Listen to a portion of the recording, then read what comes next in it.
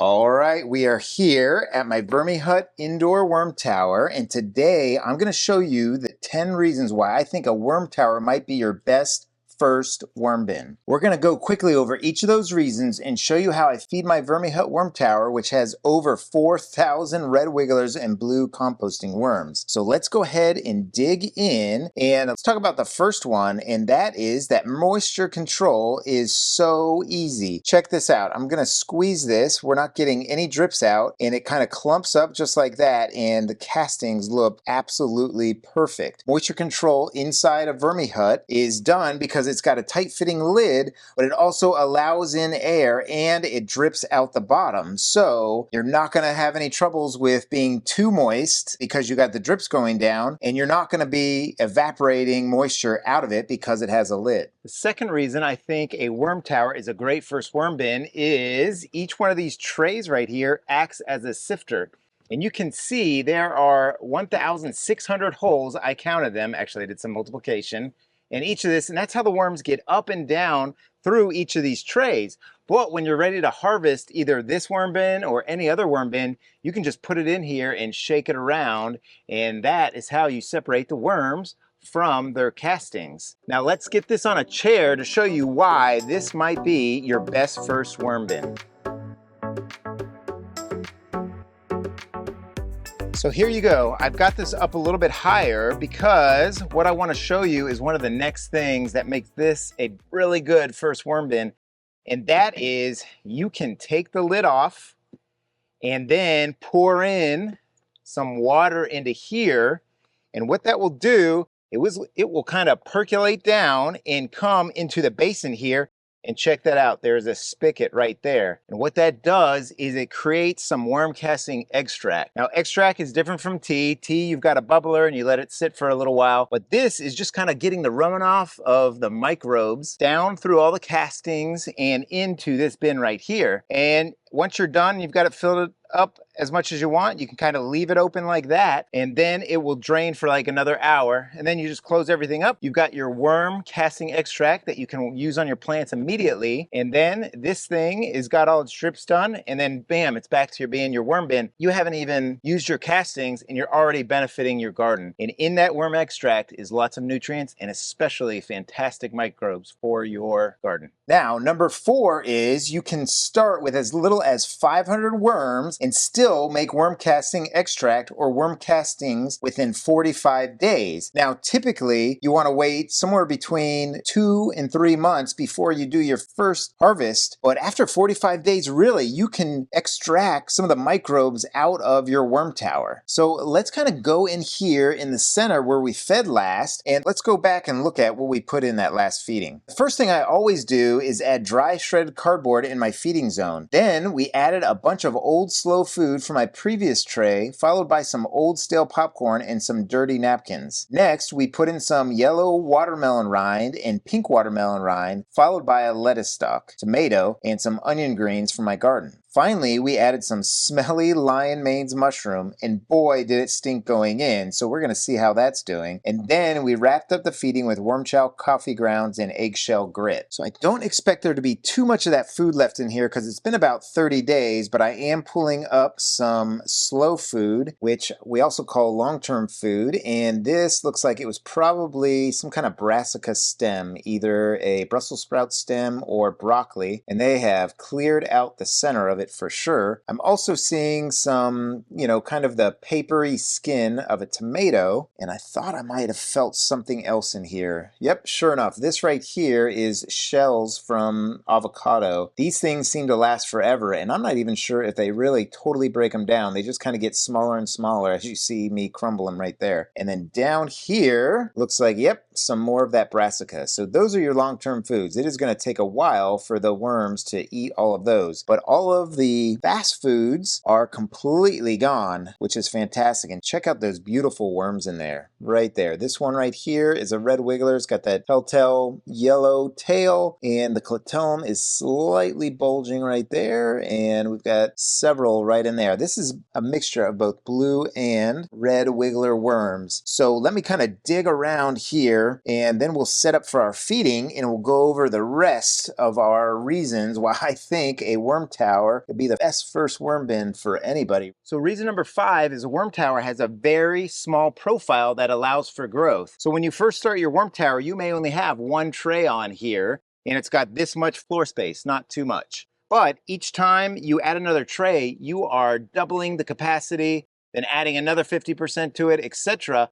And the worms are all throughout here. So even though you're not taking up more space, the worms are able to grow up and up and up. And that is fantastic to being able to grow your worm bin without taking up more space. And this leads to my 6th reason, which is a worm tower allows you to store bedding.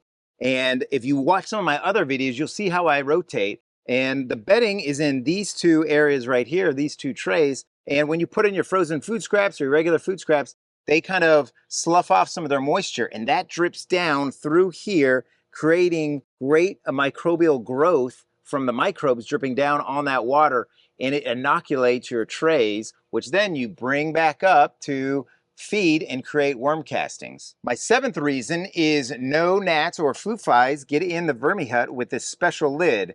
As you can see here, it's got a little bit of girth to it, and you have individual holes right here so it can breathe.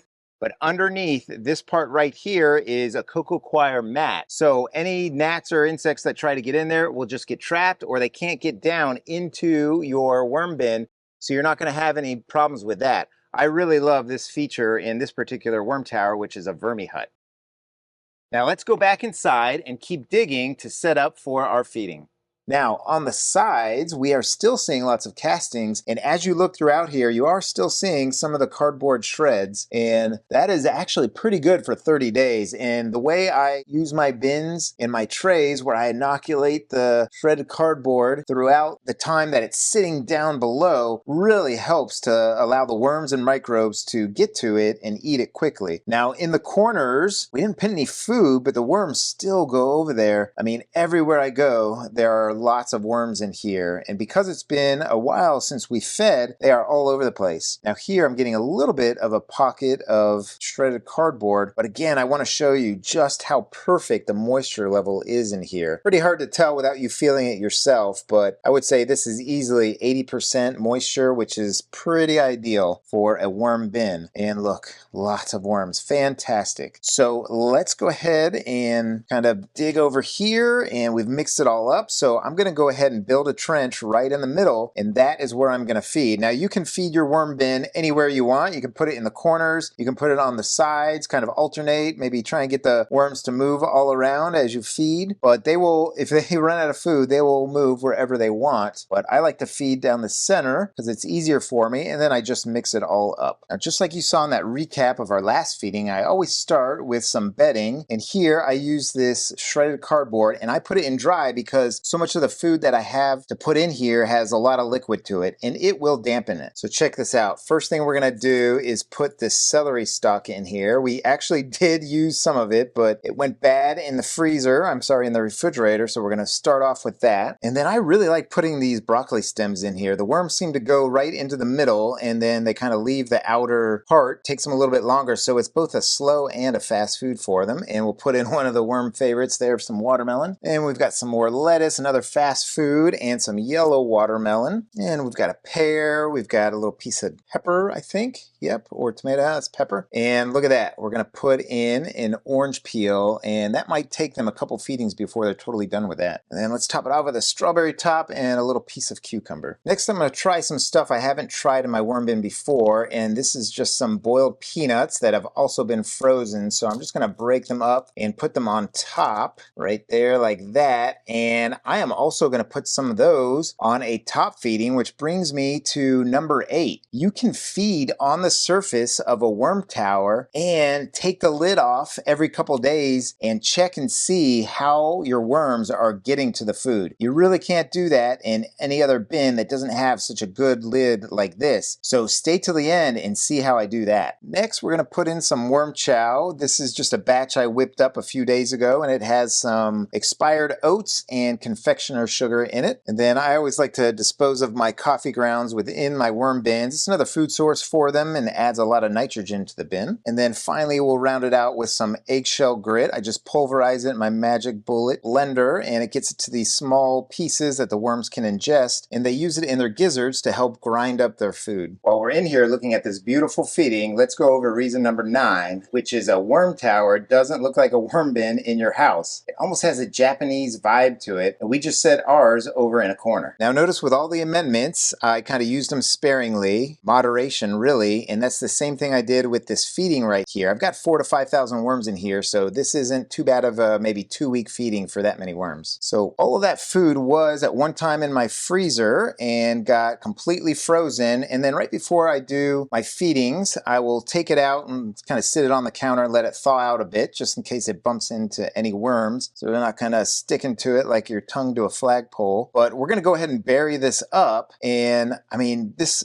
bin is doing fantastic. This tray has just been on here for 30 days, which kind of leads me to our final reason why I think a worm tower is the best first worm bin, and that's because within this tower, each tray can make 10 pounds of castings in as little as 45 days, every 45 days. Now, I typically will rotate somewhere between 45 and 60 days, and it's like a conveyor belt. I just keep getting castings, keep getting castings. Now, I know when you first get your bin, you want them immediately, but you are gonna have to wait. But once you get started, there is no stopping. If you do need to slow down, you can wait. You don't have to harvest every 45 to 60 days, but you can, and your fall gardens are getting started right now, I bet. Now, this is the funnest part for me. You can actually put your food right on top here, kind of see what the worms prefer, and we're gonna give them all kinds of good stuff to choose from. Got some fruit right here with a seed in the middle of it. I think that's an angel cot. We've got, I think, an apple, a pear, strawberry top. Got one of those broccoli stems. I'm hoping to kind of catch them going in the middle. Got another broccoli stalk right there, and some more strawberry tops, which for me are one of my favorite foods because it's a combo of a fast food and a slow food. Takes them a little bit longer to get to the top of that. And then check out this right here. This is kind of a raspberry container, and we've got one little raspberry in there, but I have no idea what that little thing is that they put in the raspberries, I think to absorb moisture or something like that, but we are gonna find out if the worms will eat it. And you know what? Let's add some peanuts here as well. I really do not know what they're gonna do with those, but we're gonna put them on there. And you know what? Since you stayed this long, I really appreciate it. Let's get a sneak peek of how they did with it.